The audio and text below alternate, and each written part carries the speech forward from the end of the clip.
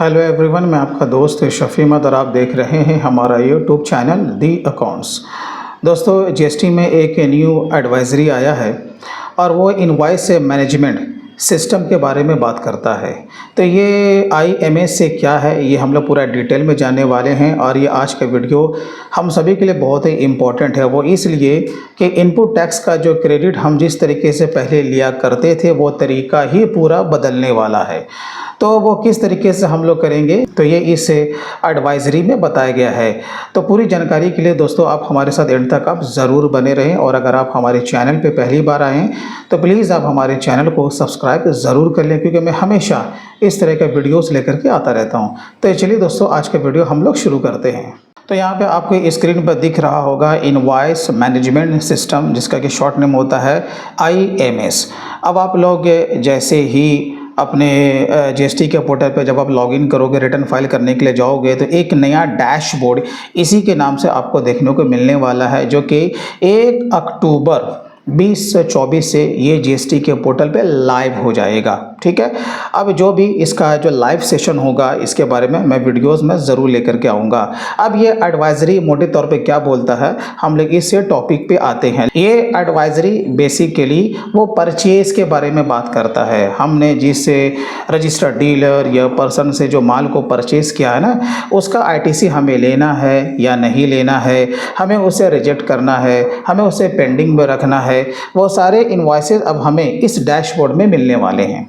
Right, अब उसमें से जो कि मेरा आईटीसी बनेगा हम उसे अप्रूव करेंगे, नहीं होगा तो रिजेक्ट करेंगे। और अगर कुछ भी कन्फ्यूज़न अगर बाय द वे हमारे एंड से रहता तो हम उसको पेंडिंग में रखेंगे, उसको बाद में देखेंगे। ठीक है ना।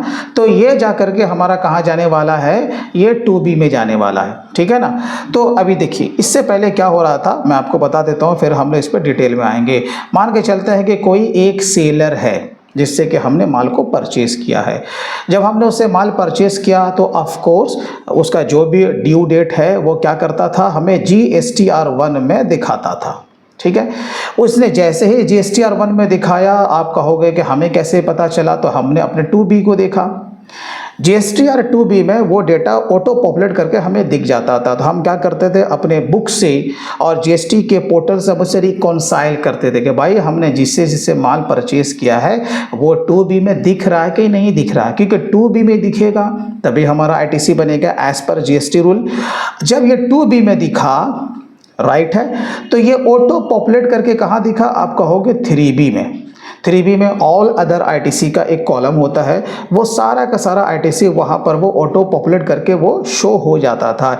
इसका माने कि ये मेरा आईटीसी बन रहा है। राइट, अच्छा, अब आपको यहाँ पर ये भी मालूम होना चाहिए कि 2B में कब तक डेटा पहुँचता था।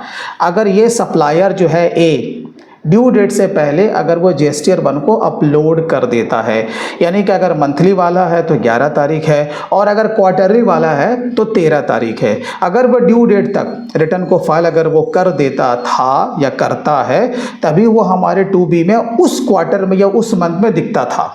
बाद में करेगा तो उस करंट मंथ में वो हमें नहीं दिखता था। राइट, इस चीज़ को आप ध्यान में रखिएगा, क्योंकि ये भी वही चीज़ ये बोलने जा रहा है। ठीक है, तो हम इस तरीके से अपने आईटीसी को हम क्या कर रहे थे, 3B में जाकर के हम क्लेम कर रहे थे।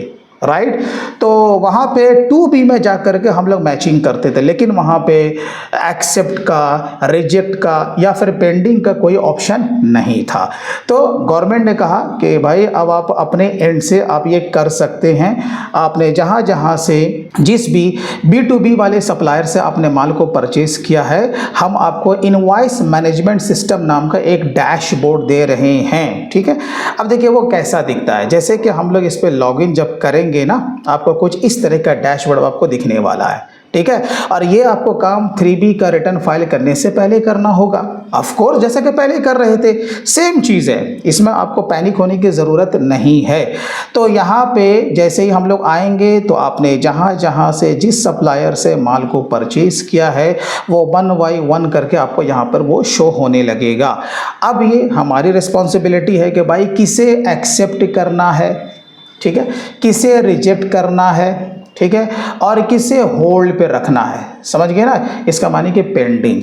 राइट। अकॉर्डिंग टू रूल अगर हमारा आईटीसी एक्चुअल में बनता है तो ऑफ कोर्स हम क्या करेंगे भाई, उसे एक्सेप्ट करेंगे, और जो नहीं बनता है हम उसे रिजेक्ट करेंगे। और बाकी जैसे कि मैंने कहा था, अगर कुछ डाउट है इस बारे में, इस बिल के बारे में, राइट, हमें इसे पेंडिंग रखना है, इन फ्यूचर हो सकता है कि हम इसके एक्सेप्ट करेंगे तो मेरा आईटीसी बन जाएगा, राइट। तो ये सारा हम एक्शन कौन लेगा भाई, परचेजर लेगा, ठीक है ना।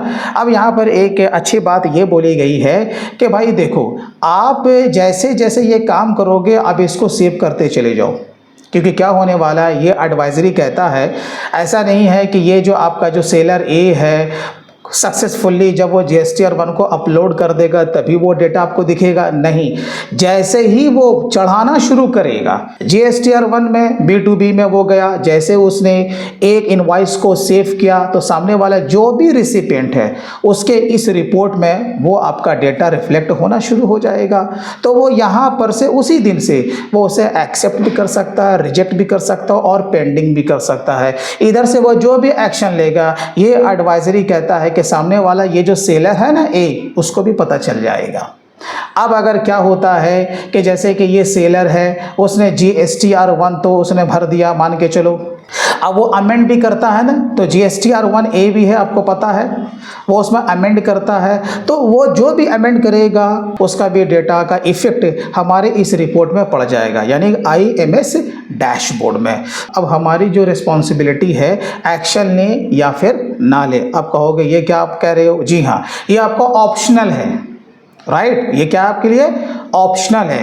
एडवाइजरी ये भी कहता है कि भाई देखो, अगर आप कुछ भी एक्शन नहीं लेते हो, कुछ भी, तो इसको ये माना जाएगा कि सारा का सारा आपका ये एक्सेप्टेड है, और ये सारा का सारा डेटा कहाँ चला जाएगा, जैसे पहले जा रहा था 2B में, जब 2B में जाएगा तो ऑफ कोर्स वो आपका 3B में वो चला जाएगा। अब अगर हमने यहाँ पर कुछ भी एक्शन लिया, ठीक है, तो आगे जाके इसका क्या असर होने वाला है, हम लोग इसके लिए आगे चलते हैं। यहाँ पर आपका कुछ इस तरह का डैशबोर्ड इनवर्ट सप्लाई के लिए आपका ये ओपन हो जाएगा।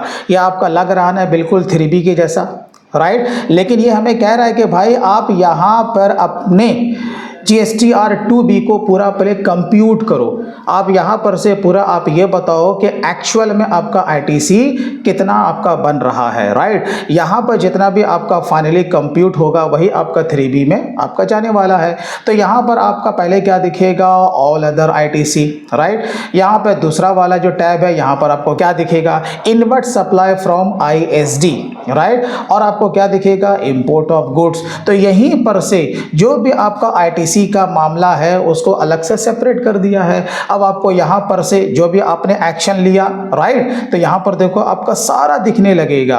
यहाँ पर लिखेगा नो एक्शन, यहाँ पर लिखा एक्सेप्ट, रिजेक्ट और पेंडिंग। इसका क्या माने हुआ कि अगर आपने कोई एक्शन नहीं लिया तो सारा का सारा बाय डिफॉल्ट ये आपका एक्सेप्टेड माना जाएगा, यही एडवाइजरी कहता है। और जिस भी रिसिपिएंट ने अपने एंड से एक्शन लिया है वो यहाँ पर दिखेगा, राइट है।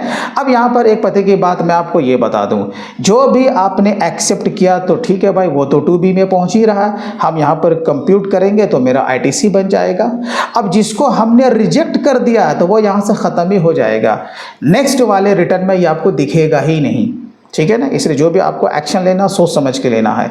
और बाकी जो पेंडिंग रह गया तो क्या ये आगे कैरी फॉरवर्ड होगा, क्या ये हमारे ACGA जो मैनेजमेंट सिस्टम है वो इसमें पेंडिंग में दिखेगा, तो हाँ दिखेगा ना, वो तब तक दिखेगा जब तक कि हम इस पर कोई एक्शन ना ले लें, यानी कि एक्सेप्ट या फिर रिजेक्ट, दो में से कोई काम करेगा, ये तभी यहाँ से हटेगा, नहीं तो वो हमारा कैरी फॉरवर्ड नेक्स्ट रिटर्न के लिए होता रहेगा, राइट है। तो यहाँ पर देखो आपका B2B इनवॉइस है, B2B इनवॉइस आपका अमेंड है, B2B डेबिट नोट है, B2B आपका क्रेडिट नोट है। तो इस तरीके से वो आपका सारा दिखने वाला है, सारा का सारा B2B से ही है ना। तो यहाँ पर जैसे हम लोग कंप्यूट करेंगे तो हमारा फाइनली ITC हमारा निकल जाएगा और जो कि 3B में चला जाएगा, जो कि मेरा एक्चुअल ITC बनेगा। अब जैसे कि मैंने आपको शुरू में ही कहा था कि अगर आप कोई भी एक्शन अगर नहीं लेते हैं तो उसे डीम एक्सेप्टेड माना जाएगा, राइट, और वही आप के 2B में वो आपका डेटा ऑटो पॉपुलेट करके आपका पहुंच जाएगा, राइट है। अब इसके आगे ये क्या बोलता है कि IMS में, यानी कि इनवॉइस मैनेजमेंट सिस्टम में कौन कौन सा ऐसा डेटा है कि वो आपको नहीं दिखेगा। सबसे पहला क्या है, inward RCM supply where supplier has reported in the table 4B, और यहाँ पर GSTR1 और GSTR1A। और इस एडवाइजरी में QRMP टैक्स पेयर के बारे में बताया गया है कि जो कि क्वार्टरली मोड में अपने रिटर्न को जो फाइल करते हैं, तो ऑफ कोर्स उनके लिए जो पहला जो महीना है उसमें भी 2B में रिफ्लेक्ट नहीं होगा, 2B उनका बनेगा ही नहीं, दूसरे मंथ में भी नहीं बनेगा, तो किस में बनेगा भाई, वो आपका तीसरे वाले मंथ में बनेगा, राइट है। तो इसके बारे में जो भी और जो न्यू अपडेट आएंगे जैसे ही आपका लाइव होगा, तो जैसे ही मैंने आपसे प्रॉमिस किया कि मैं बहुत ही जल्द अपने यूट्यूब चैनल पर भी इससे रिलेटेड मैं वीडियोस में लेकर के मैं ज़रूर आऊँगा। तो दोस्तों इसी तरीके से और भी डिटेल में अगर आप tally, GST, TDS, TCS, income tax, payroll और भी बहुत कुछ अकाउंट्स एंड टैक्सेशन के बारे में सीखना चाहते हैं, तो आप हमारे ऑनलाइन कोर्स को भी आप ज्वाइन कर सकते हैं। दोस्तों वीडियो अच्छा लगा हो तो कम से कम आप इसे लाइक ज़रूर कीजिएगा, और अभी तक अगर आपने हमारे चैनल को सब्सक्राइब नहीं किया तो प्लीज़ कर लें और बेल पर भी ज़रूर क्लिक करें। तो चलिए दोस्तों फिर मिलते हैं किसी नेक्स्ट टॉपिक के साथ, तब तक के लिए take care and bye bye.